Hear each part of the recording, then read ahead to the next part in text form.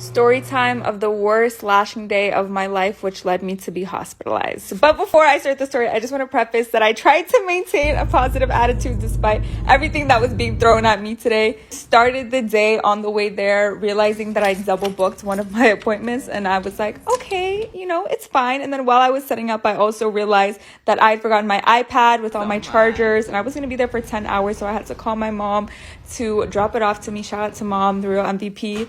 But things started to look good for me. I started off doing like a bomb set. I finished my first client. Let me show you a video. Let me show you. Oh, it's a fire set.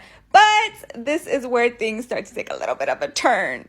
As I started to get ready for my second client, I sat down and I was doing her lashes, and I just noticed that I started seeing like black spots. And by the way, it's not this client. This is just for example purposes, but I also started to get really sweaty, and so I pretended like I dropped my tweezers, and I was like, oh my god, sorry, I have to go to the bathroom, wash it off.